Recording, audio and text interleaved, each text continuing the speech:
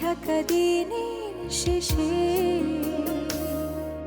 কত আলো ছায়া বৃষ্টি এসে ভিজিয়েছে যখন তখন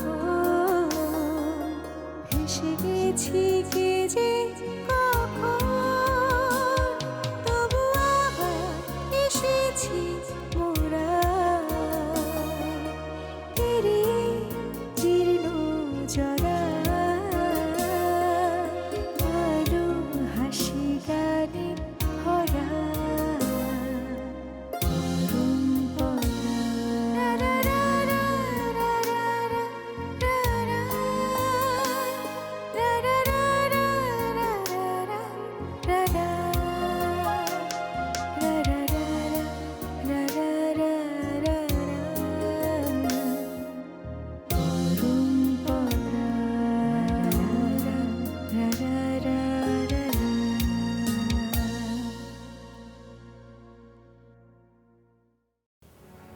তুমি তো আসলে সবকিছু জানো না সোনালি। তোমার স্যার জীবনে অনেক কষ্ট করেছেন। বিয়ের পর থেকে দেখেছি আমার জন্যে, পরিবারের সবার জন্যে কি না করেছেন। আচ্ছা বাবা, তুই তোর জীবন সম্পর্কে কি চিন্তা ভাবনা করছিস বল তো আমায়। আমার জীবনটাকে তো আর আমি নিজের মাঝেই খুঁজে পাচ্ছি না।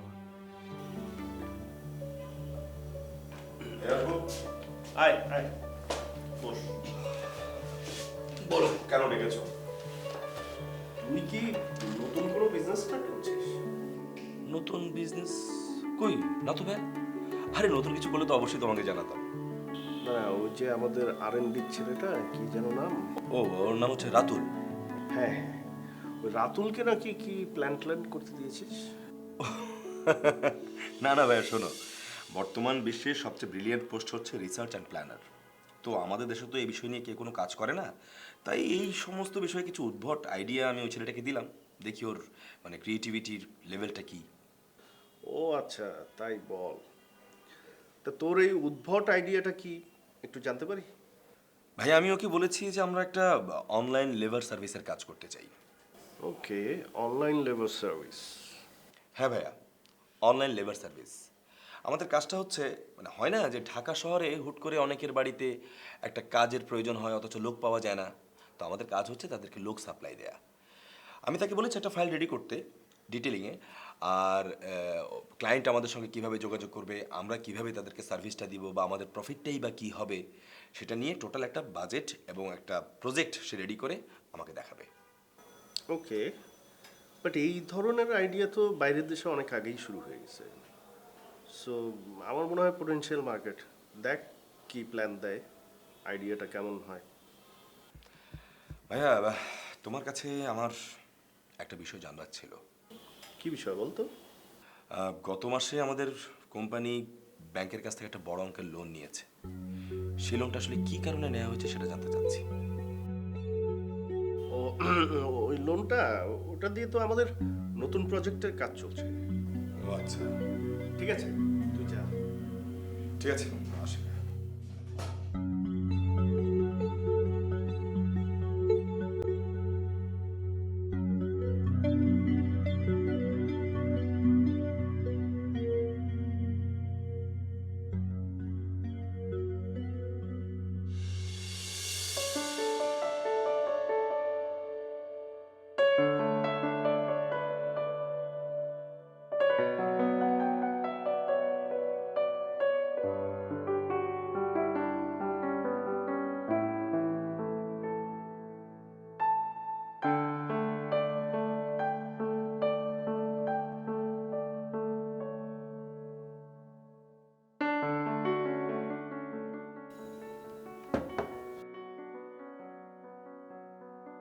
আচ্ছা শোনো,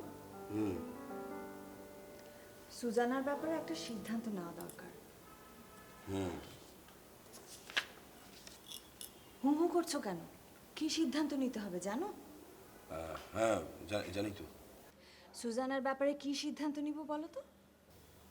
ও শুনেছি ওই যে তুমি বললে ওই সুজানার ব্যাপারে কিছু একটা সিদ্ধান্ত নিতে হবে। হ্যাঁ সেটা কি সিদ্ধান্ত? না মানে আমি জানি না তো, তুমি বলো না কি সিদ্ধান্ত। আমি ইমন আর সুজানার এঙ্গেজমেন্টটা করে ফেলতে চাই। কি বলছো তুমি? আমি ঠিক বলছি, ইমন আর সুজানার এঙ্গেজমেন্টটা অতি দ্রুত করে ফেলা উচিত। না না না না না, এই সিদ্ধান্ত এখনই নেওয়া যাবে না, কারণ আমাদের অফিসে ব্যবসা বাণিজ্যে ভীষণ ঝামেলা হচ্ছে। তাছাড়া ইমন আর সুজানার মতামতটা কি সেটাও তো আমাদের জন্য জানা জরুরি নাকি? তোমাকে দিয়ে না কিচ্ছু হবে না। তোমার অফিসের ঝামেলার কারণে আমরা যদি এখন ওয়েট করি, ততদিনে বাড়িতে যদি তন্নি চলে আসে, তখন কিন্তু সব কিছু শেষ হয়ে যাবে। নাও, তুমি তোমার অফিসের ফাইল নাও, এই যে নাও কলম, তোমার যত ইচ্ছা অফিসের ঝামেলা মেটাও। আমি চললাম। লাবণী শোনো, আমার আমার কথাটা শোনো তুমি।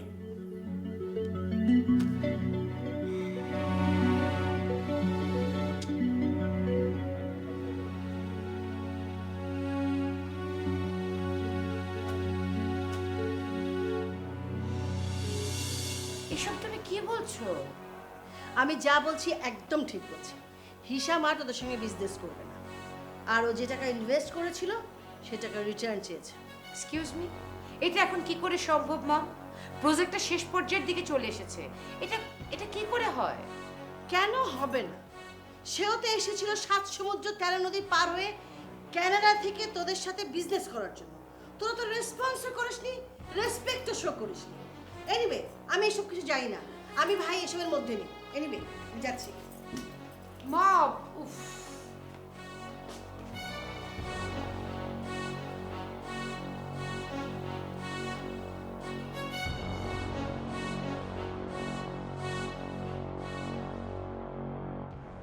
ইমরান, কোথায় তুমি? এমন একটা ব্যাপার, অথচ এটা নিয়ে তোমাদের কারো কোনো মাথা ব্যথা নেই। আর কিছুদিন পর তো ব্যাংক আমাদের সমস্ত অ্যাকাউন্ট জব্দ করবে ভাইয়া। মানে বলিস কি তুই? হ্যাঁ, ব্যাংক থেকে এমনই চিঠি এসেছে। ব্যাংক থেকে চিঠিও দিয়েছে? হ্যাঁ, গতকালই তো চিঠি পাঠিয়েছে। কেন ভাইয়া তোমাকে কিছুই বলেনি? দেখ, আমি লোনের ব্যাপারে কিচ্ছু জানি না। আমার অবাক লাগছে, এত একটা ইম্পর্টেন্ট বিষয় আমাকে একটু জানানোর প্রয়োজনই মনে করি।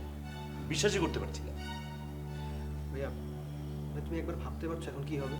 নেক্সট মান্থের ভিতরে যদি আমরা পেপার সাবমিট না করি আর লোনটা পরিশোধ না করি, তাহলে তাহলে কি ব্যাপার, তোমরা তো দেখছি বাড়িটাকেই অফিস বানিয়ে নিয়েছো। আরে না না ভাবি, এমন কিছু না। তোমার ভাই তো বেডরুমটাকেই অফিস বানিয়ে নিয়েছে। আচ্ছা শোনো, সুজানা বাড়ি যাবে, তুমি অফিসে যাওয়ার সময় ওকে কি নামিয়ে দিয়ে যেতে পারবে? আর না না, আমার একদম সময় নেই, আমি পারবো না। আর অফিসে একটা ইম্পর্টেন্ট কাজও আছে। তোমাকে কিছু বললেই তো তোমার অফিসে অনেক ইম্পর্টেন্ট কাজ থাকে। ইমন, তোমারও কি অফিসে অনেক কাজ আছে নাকি? না না ভাবি, আমার এখন তেমন তাড়া নেই। বিকেলের দিকে হয়তো একবার যেতে পারি। তাহলে তুমি কি ওকে একটু নামিয়ে দিয়ে আসতে পারো? আমি? হ্যাঁ জানো, অসুবিধা কি? ওকে। গুড। লাবণী, আমি তাহলে উঠছি। আর শোন, তুই সুজানাকে পৌঁছে দিয়ে পারলে একবার অফিসে ঢুমারিস। ওকে ভাইয়া। তো ভাবি, তোমার সুজানা কই, রেডি?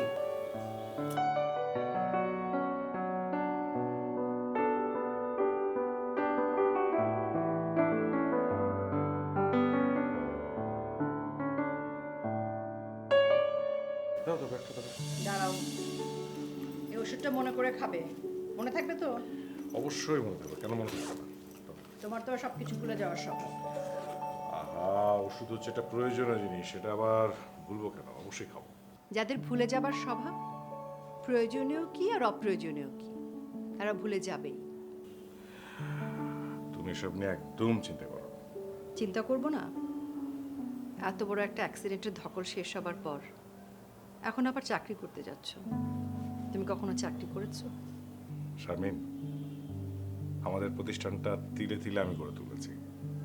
প্রতিষ্ঠানের প্রধান হিসেবে আমি কাজ করেছি, চাকরি আমি করিনি। নিজের প্রতিষ্ঠান দেখাশোনা করো আর অন্যের প্রতিষ্ঠানে গিয়ে চাকরি করো, দুটোর মধ্যে অনেক পার্থক্য। না, সেটা অবশ্য ঠিক, কিন্তু মাঝা সাহেবের প্রতিষ্ঠানকে আমার অন্য প্রতিষ্ঠান মনে হয়নি, নিজেরই মনে হয়েছে। কাজ করতে ভালো লাগছে। উনি আমাকে পূর্ণ স্বাধীনতা দিয়েছেন, কাজের সুযোগ আছে। তারপরও জীবনের এরকম সময় এসে অন্যের প্রতিষ্ঠানে চাকরি করাটা তুমি কি পারবে? আহা শারমিন, কাজ আমি করতে ভালোবাসি, কাজকে ভালোবাসি, কাজের ভিতরে আমি আনন্দ খুঁজে পাই। সে আমি ভালো করেই জানি তুমি কাজকে ভালোবাসো, কিন্তু তারপরও তোমার এই চাকরি করাটা নিয়ে আমার খুব দুশ্চিন্তা হচ্ছে। তুমি কি শেষ পর্যন্ত এভাবে চাকরি করে যেতে পারবে? দেখো শারমিন, তোমার এই মুখটা যখন আমার চোখের সামনে ভেসে ওঠে তখন আমি অনুপ্রেরণা পাই। তোমাকে যতবার দেখি ততবার শক্তি পাই। ঢং, তোমার যে অনেক শক্তি সেটা আমি বুঝতে পেরেছি। ওষুধটা মনে করে খাবো, ঠিক আছে?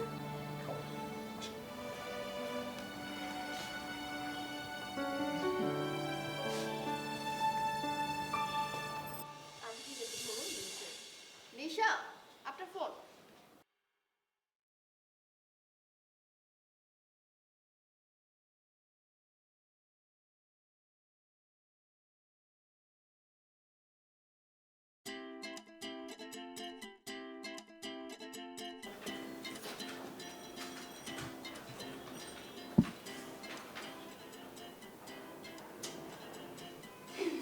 আশা ভাই,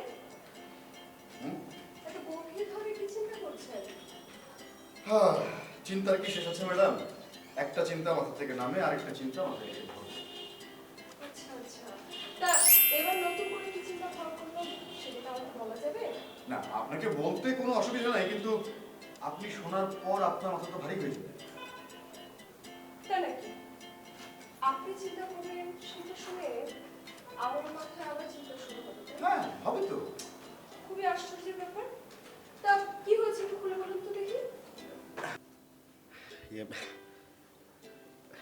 খুলে বলবো? কি আশ্চর্য আশরাফ ভাই! আশ্চর্যের কি দেখেছেন ম্যাডাম? মাত্র তো আশ্চর্য হওয়া শুরু। ঘটনাটা বলুন তো। হ্যাঁ, ওই যে আমাদের ইমন স্যার মাত্র কয়দিন হলো অফিসে জয়েন করেছে, এর মধ্যেই সে পুরনো ফাইলগুলো খোঁজাখুঁজি শুরু করে দিয়েছে। তাই নাকি? জি ম্যাডাম, সেটাই বলছি।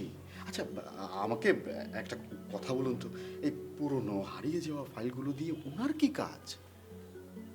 শুনুন, ইমন স্যার কিন্তু আমার কাছেও চুরি হয়ে যাওয়া ফাইলগুলো নিয়ে ওই দিন জিজ্ঞেস করছিল। বলেন কি? তা আপনি কি বলেছেন? কি আর বলবো, আমি বললাম চুরি যাওয়া ফাইলের কথা যদি আমি জানবই তাহলে কি আর চুরির ঘটনা ঘটতো নাকি? একদম ঠিক বলেছেন। আমার কাছে ওই পুরনো ফাইল সম্পর্কে জানতে চেয়েছে, হারিয়ে যাওয়া ফাইল সম্পর্কে। ও আল্লাহ, তাই নাকি? ভয় পেলেন ম্যাডাম? অবশ্য ওই হারিয়ে যাওয়া ফাইল সম্পর্কে যদি জানতে চায়, খোঁজাখুঁজি যদি করে, ভয় পাওয়াটা একটু স্বাভাবিক। মানে কখন কার চাকরি চলে যায় বলা যায় না তো। না না, ভয় পাওয়ার কি আছে? না বাবা, কিঞ্চিত ভয় পাওয়াটা তো একটু স্বাভাবিক, তাই না? মানে আপনি কিন্তু একদম ভয় পাবেন না। এমডি স্যারের সঙ্গে আমার সম্পর্কের যে লেভেল, আপনার ধারণাই নেই। মানে যাকে বলে একেবারে হট কানেকশন। তা তো জানি, কিন্তু আশরাফ ভাই, এত হট কানেকশন থাকার পরে আপনি কেন ভয় পাচ্ছেন বলুন তো? না, ও কিছু না, কিঞ্চিত। সেটাই। আচ্ছা, আমি তাহলে আসি। ঘটনাটা কিন্তু আসলেই চিন্তার। কখন যে কার চাকরি চলে যায়।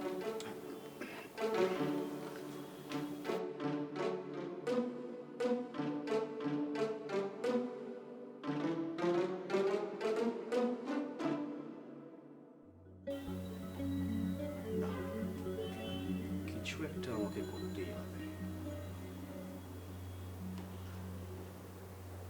পেয়েছি। ইমরান স্যারের সঙ্গে দেখা করে সবকিছু বলতেই হবে।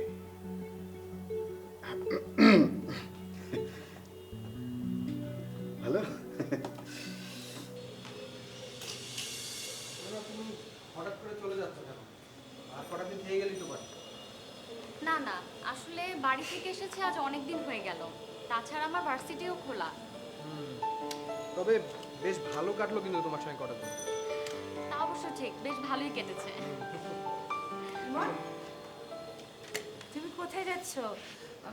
তোমাকে নিয়ে আমার একটা জরুরি কাজ ছিল। কোথায় ভাবি? সারপ্রাইজ, পরে বল। ভাবি, সুজানা আজকে চলে যাচ্ছে, তো আমি ওকে এগিয়ে দিতে যাচ্ছিলাম। ও রিয়েলি? সুজানা, তুমি একেবারে চলে যাচ্ছ?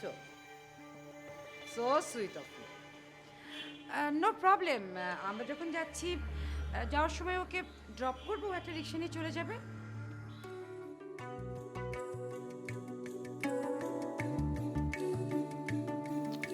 ঠিক আছে, বাট এগুলো নিয়ে তো তোকে টেনশন করার কোনো দরকার নেই। এই প্রবলেমগুলো আমি সলভ করব। ভাই কি সলভ করবে তুমি বলো তো? হিশাম সাহেবের এত বড় একটা প্রজেক্ট বাতিল হয়ে গেল, তুমি কারোর সঙ্গে কোনো ধরনের কোনো ডিসকাস করলে না। তাই ভাবলাম আমি একা একা ভয় পেয়ে আর কি করব। ঠিক, একদম ঠিক বলেছেন ম্যাডাম। আপনার কোনো ভয় নেই। কত মেঘে ঢাকা দিনের শেষে, কত আলো ছায়া বৃষ্টি এসে ভিজিয়েছে যখন তখন